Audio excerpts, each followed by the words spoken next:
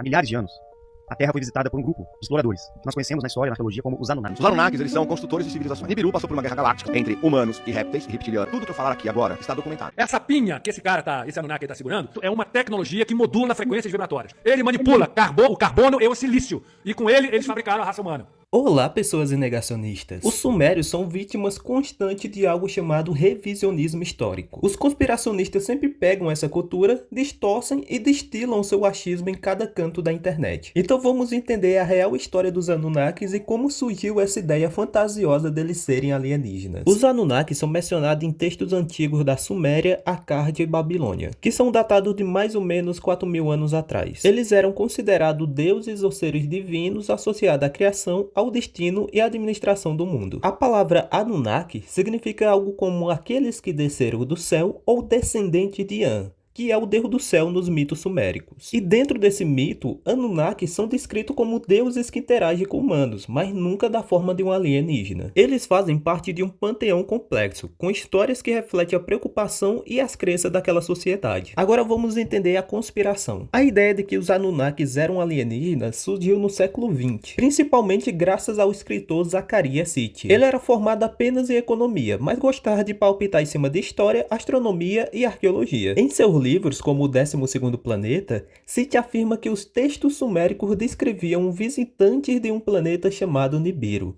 que teriam criado a humanidade através de engenharia genética. Ele interpretou os mitos sumérios de uma forma literal e sem saber a língua sumérica, sugerindo que os Anunnakis eram astronautas avançados que vieram à Terra em busca de recursos. E essa teoria ganhou popularidade, especialmente entre o pessoal da conspiração. E um dos responsáveis por divulgar essa desinformação no Brasil é o Marreco do Tropa de Elite. Aliás, ela é terraplanista. E o outro é o que aparece no início do vídeo chamado Júnior Legrese. Eles constantemente participam de podcast divulgando pseudociência como terraplanismo, papagaiadas quânticas e ufologia. Tudo que eu refuto no meu perfil. Falando nisso, fiz um vídeo falando sobre alterações genéticas e médios. Tá maravilhoso, vê lá depois. Agora, voltando ao Zecharia Sitchin, ele é rejeitado pela academia por vários motivos. Um deles é que ele comete bastante erro de tradução. Por exemplo, a palavra Nibiru não se refere a um planeta, mas a um conceito mitológico relacionado a estrelas ou pontos de transição. O especialista em línguas antigas e assiriologista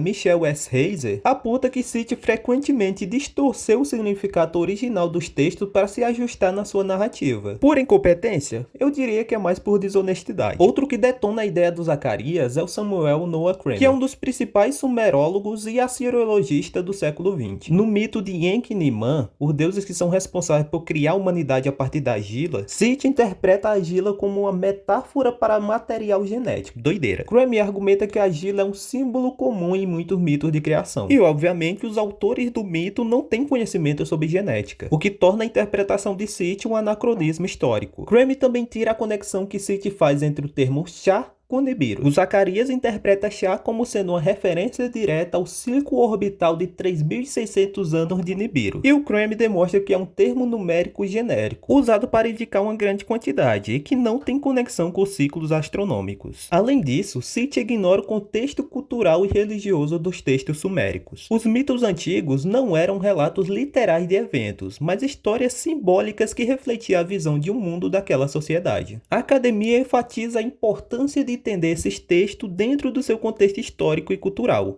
algo que Sitchin não faz. E eu nem preciso dizer que esse tal planeta Nibiru não tem apoio nenhum da astronomia, né? Ou seja, Sitchin erra na astronomia, erra na tradução, erra na história e erra na contextualização. Então entenda que sempre que você vê esses místicos conspiracionistas falando sobre Anunnakis, eles se baseiam nos erros de Zecharia Sitchin. E nunca, jamais você vai encontrar as afirmações que eles fazem dentro do texto dos Sumérios. A teoria dos Anunnakis como alienígena é um exemplo de revisionismo histórico.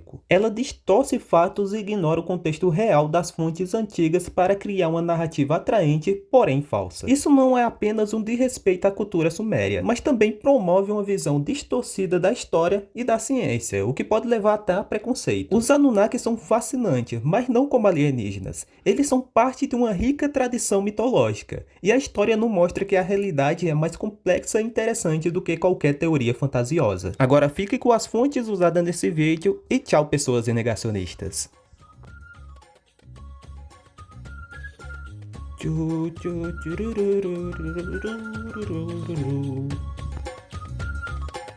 Tu ainda tá aqui, macho? Vai-se embora.